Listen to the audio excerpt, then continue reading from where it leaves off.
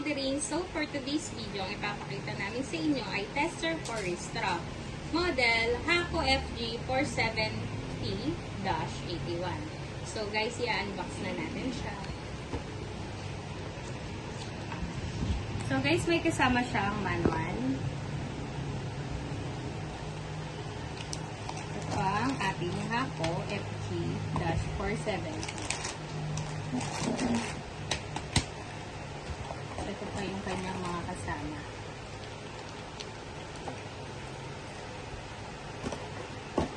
Ilalagay natin siya ng battery.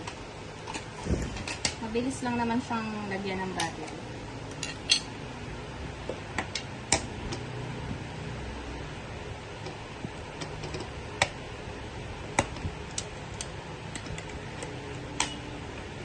Then, balikan natin siya. Ayan. So, what is tester strap Haco FG470-81? The Haco FG470-81 is a tester for wrist straps used to quickly and securely check the function of a wrist strap as it is being worn. It ensures that wrist straps and grounding wires are functioning correctly. Here's a detailed overview. Number 1, function. The FG-470 checks the contact resistance between the wrist strap and the skin, ensuring employee safety and preventing product defects caused by static electricity. It can also measure both the wrist strap and footwear simultaneously when connected to a footwear tester. Number 2, features. User-friendly pad for secure pass or fail judgments.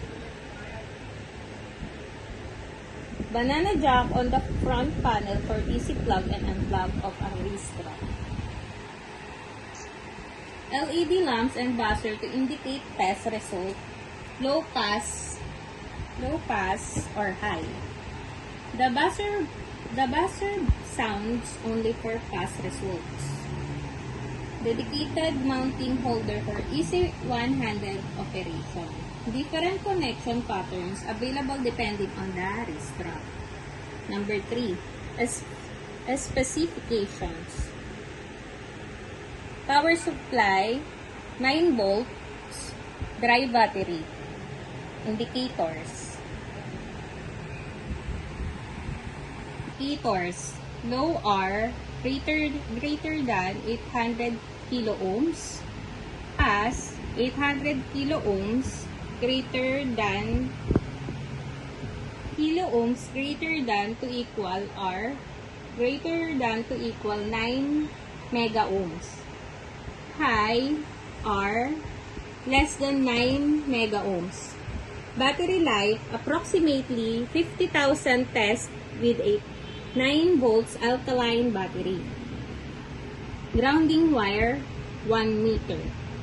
Operating environments, 0 to 40 degrees Celsius max.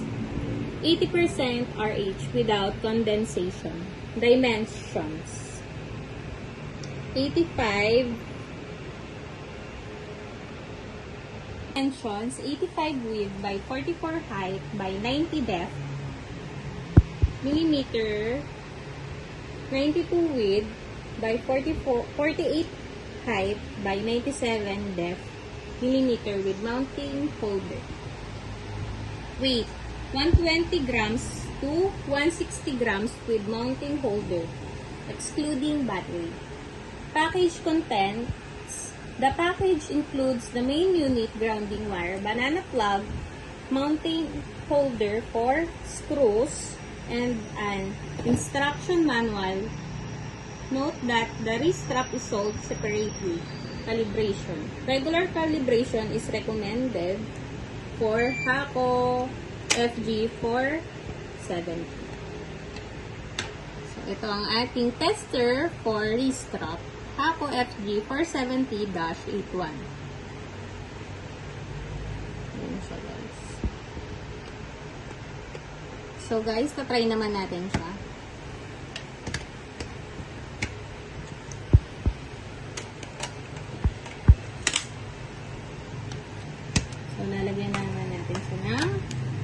Letupiu racetrack.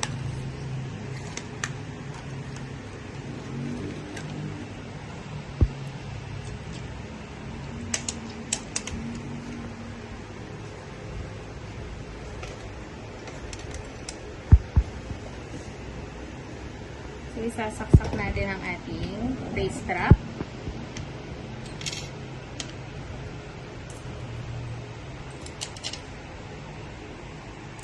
Ay, itetest na natin ang ating Hako FG470 tester for strap. Kung papas ba siya, low or high. So, ayan. Masuot na natin yung wrist strap. So, i-press na natin siya. So, nag-pass siya. Okay siya, guys. Okay siya, guys. So, pass. Try naman natin tanggalin. Oh, nag-high siya. Ayan siya, guys. Try ulit natin suotin kung magpapas siya. Ayan siya, guys. Nag-pass.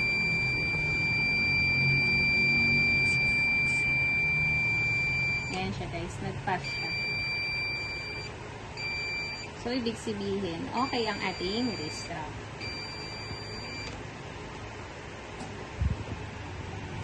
So, patuto. Talagang nag-pass siya. Ito ang ating tester for wrist strap. Model Hako FG470-81. So guys, ito ang ating tester for wrist strap Hako FG470-81. So guys, please subscribe our YouTube channel and TikTok account. Thank you!